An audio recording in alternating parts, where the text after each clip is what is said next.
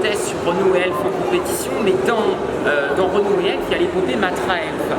Et donc effectivement, l'épopée Matra Elf a montré que la compétition automobile française pouvait revenir au plus haut niveau sur décision à l'origine politique du général de Gaulle qui voulait que la France revienne au plus haut niveau dans le concert des nations, dans le domaine de la compétition automobile. Et c'est pour ça qu'en fait le général de Gaulle a tout fait pour que Matra récupère René Bonnet qui avait été lâché par la régie Renault. C'est comme ça que l'aventure a commencé. Et puis ensuite, vous avez eu donc Matra avec Jean-Luc Lagardère a eu l'ambition, comme il l'a dit, la Formule 2 pour débuter, la Formule 3 pour s'aguerrir et la Formule 1 pour s'imposer. Donc à partir de là, Jean-Luc Lagardère a bâti une grande ambition, être champion du monde en Formule 1 et gagner les 24 heures du Mans. Il a réussi en Formule 1, même s'il a réussi par l'écurie de Ken Tyrrell, avec Matra Elf International. C'est pour ça qu'il y a Matra à l'honneur cette année, parce qu'on fait les 50 ans du titre de Matra Elf International et de Jackie Stewart avec la MS80 en 1969. Et puis il a réussi aussi au niveau des 24 heures du Mans, surtout pour les Matra 100% françaises, avec les MS 670 de 72 à 74, 3 fois consécutivement, avec notre champion Henri Pescarolo, qui est notre monsieur 24 heures national à nous. Alors on a le véhicule, on va peut-être y aller si vous voulez bien, le véhicule d'Henri Pescarolo, la base de véhicule se trouve ici. Après ce véhicule, nous aurons... C'est pas la voiture qui a fait la légende d'Henri Pescarolo. Exactement, c'est la Matra MS 630 de 1967 qui avait encore un moteur BRM. Celle qui a fait la légende d'Henri Pescarolo n'existe plus, elle a été reconditionnée en version 1969, mais c'est le même châssis, si j'ose dire. Et celle-là, elle avait un capot arrière un petit peu plus long. Cette voiture, par exemple, si elle avait été un petit peu moins bosselée, elle aurait permis, elle avait été un petit peu plus bosselée à l'arrière, elle aurait permis à Robbie Weber de ne pas se tuer en 1967. Et Henri Pescarolo a réussi à devenir Pesca pour tout le monde et a pu être le standardiste qui répondait au téléphone, si j'ose dire, grâce au fait qu'il a failli terminer deuxième et sous la pluie, il a réussi l'exploit de ne pas se prendre un mur en pleine course au 24 heures du Mans 1968, alors qu'on était à l'automne, c'était à cause des événements de mai 1968. Et avec cette voiture-là, Pescarolo a pas vraiment brillé, hein. C'était en 67, c'était la deuxième édition au 24 heures du Mans, mais il était déjà considéré comme le pilote, on va dire, qui devait gagner un jour les 24 heures du Mans, ce qu'il fera en 1972 d'ailleurs, avec une Matra qui normalement n'aurait pas dû gagner, puisque c'était une Matra à queue courte, et normalement les voitures qui gagnent au Mans, c'est des queues longues, et puis il récidivera en 73 et en 74 avec Gérard Larousse. Mais cette voiture-là n'est pas une voiture à proprement parler légendaire. Par contre, ce qui est extraordinaire, c'est que c'est la première MS 630 et on va dire qu'elle a été refaite intégralement par monsieur Humbert qui travaillait chez Matra, le service Matra de compétition historique il y a encore quelques années. Et donc c'est quand même une pièce exceptionnelle de musée qu'on a devant nous. Alors, il y a un autre véhicule, c'est celui qui se trouve ici, qui est donc une Formule 1.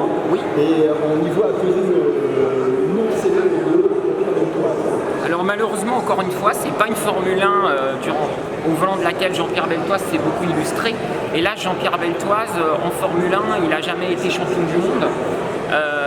Je dirais même qu'il n'a pas réussi à gagner le Grand Prix, hormis avec sa BRM sous la pluie au Grand Prix de Monaco 1972, avec la voiture la plus catastrophique du plateau.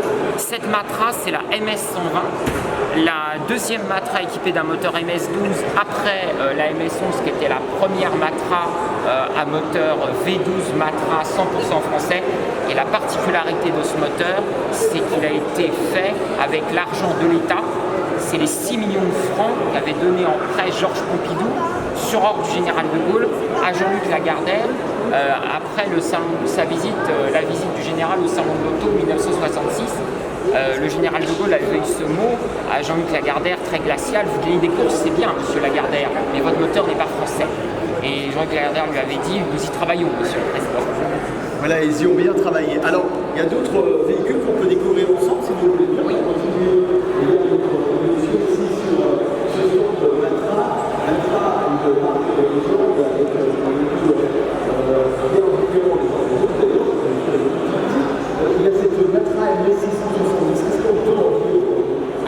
ça c'est la MS 670C.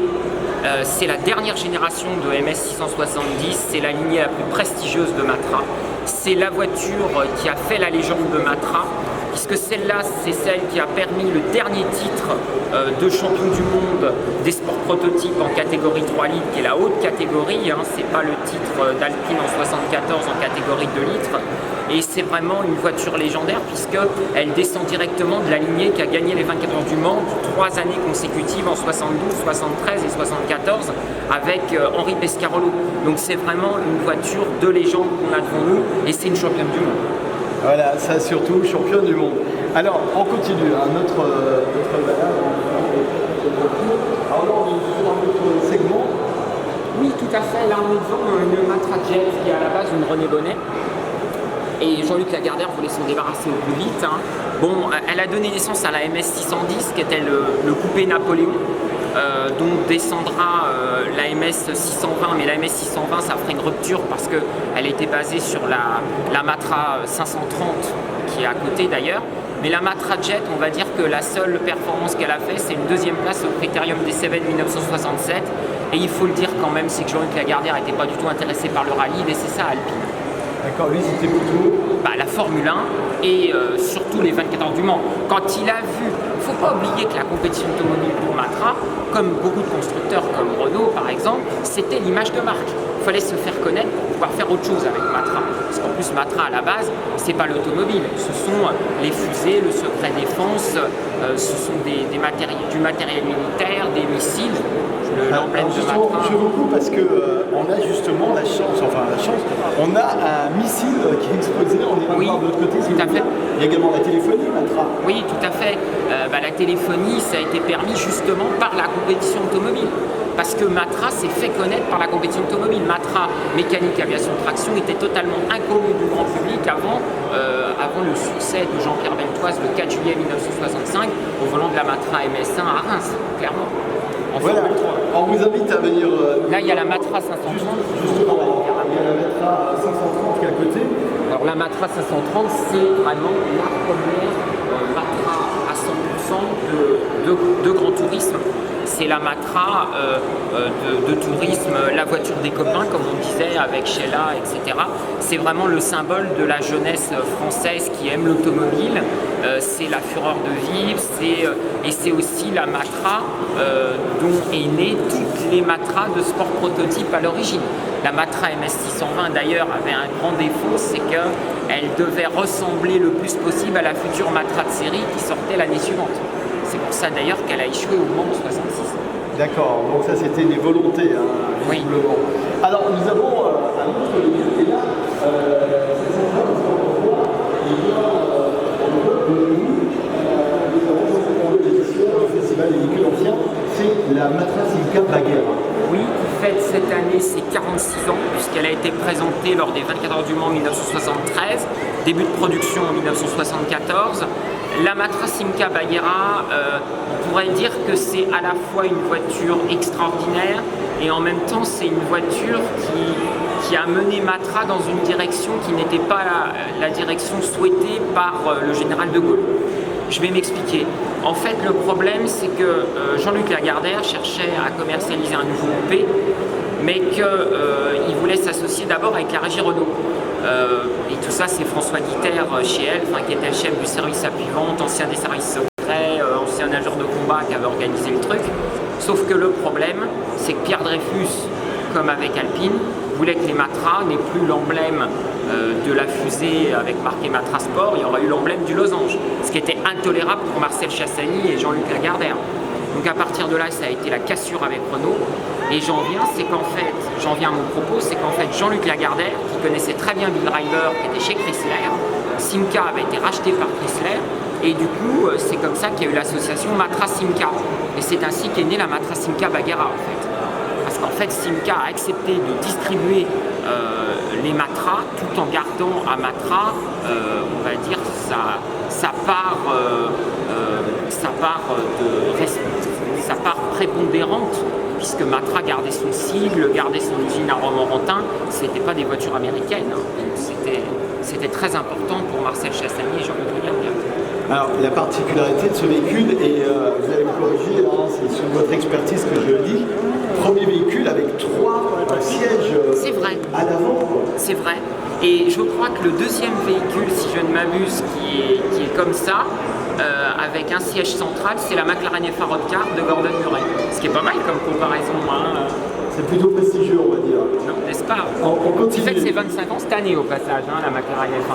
Oui, la McLaren F1, donc il fait ses 25 ans. Là, on est dans un autre type de véhicule, c'est la Matra Celica, la Rancho. Oui, la Rancho, c'est la volonté de l'aventure.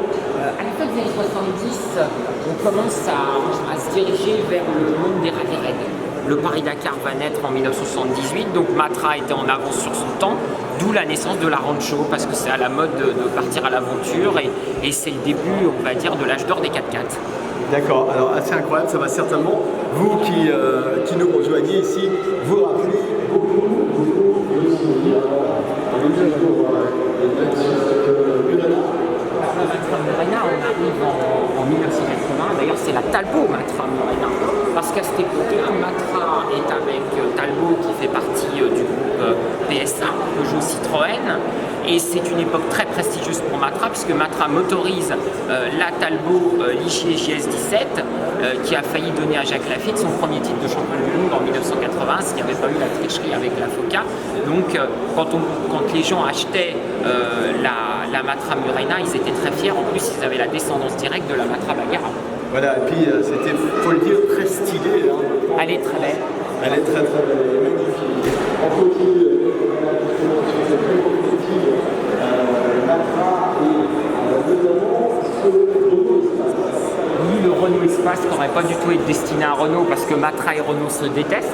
Je l'ai déjà dit en raison, déjà parce que Jean-Luc Lagardère a refusé d'apposer le losange sur ses Matra, parce que je vais quand même le dire, Jean-Luc Lagardère a débauché Bernard Boyer de chez Alpine, donc Pierre Dreyfus ne voulait pas avoir à nouveau des ennuis avec Alpine comme dans les années 65-67. Et donc pourquoi Renault? C'est simple, c'est parce que Peugeot n'a pas cru au concept de l'espace. Et du coup, chez Renault, on avait Bernard Arnault et Philippe Lamiraud qui ont cru à l'espace et qui ont suivi Jean-Luc Lagardère dans cette voie et qui ont accompli le projet Renault Espace et qui l'ont sorti en 84 en un temps record, mais en le modifiant quelque peu. Le proto Matra était, selon eux, moins esthétique. Et est-ce qu'on peut parler de précurseur? Ah ben, complètement, c'est le premier monospace de l'histoire. Et quand on voit les véhicules dans lesquels on prend place aujourd'hui, eh bien, c'est des véhicules de et là, on a un exemple avec la référence qui est une évolution classique de l'espace. Renault Avantage, on est vraiment dans une ligne très futuriste qui était dans la droite ligne de ce qu'avait imaginé. D'ailleurs, c'est assez étonnant quand on pense la forme. Elle est clairement inspirée de la Velsatis, mais c'est à la fois un coupé et en même temps un monospace. Ça va encore plus loin que l'espace. C'est du 2 en 1, si j'ose dire. Et on est dans l'inspiration de ce que faisait Patrick Leguément à l'époque chez Renault, que tout le monde trouvait vraiment hideux. Maintenant, quand on voit les voitures actuelles, c'est sûr qu'on trouve ça presque joli aujourd'hui. Voilà, donc comme quoi, certaines idées qu'on pouvait trouver peut-être une fois, mais étaient juste des idées de précurseurs, d'avant-gardistes. Comme Matra l'a toujours été d'ailleurs. Ça va très bien avec Matra en fait. Eh bien, merci beaucoup en tout cas de nous avoir fait vivre votre passion. Je rappelle que vous êtes conférencier et notamment historien également. Je suis docteur en histoire. Voilà, donnez-nous un petit peu votre pédigré. Alors en fait, je suis docteur en histoire économique contemporaine. J'ai déjà écrit Renault en compétition chez ETAI, 1976, la véritable histoire de saison de Formule 1 chez Idini. Je suis passé dernièrement d'ailleurs pour rendre hommage à Niki Lauda sur France Info le 21 mai dernier. Et puis j'ai fait effectivement quelques conférences dans l'une au musée Matra, mais je suis aussi un historien généraliste. J'ai d'ailleurs fait une conférence sur l'histoire des cathédrales sœurs, la cathédrale de Paris et la cathédrale de Meaux, qui sont nées en 163 et en 175, mais là c'est un autre sujet complètement différent. Donc vous voyez, je suis un peu multitâche. Eh bien, merci beaucoup pour votre savoir, pour votre science et surtout cette passion, parce que vous parlez véritablement avec passion et Dieu sait si aujourd'hui ce sont des passionnés qui nous rejoignent ici. Merci beaucoup à vous. Merci à vous également. Merci à vous également.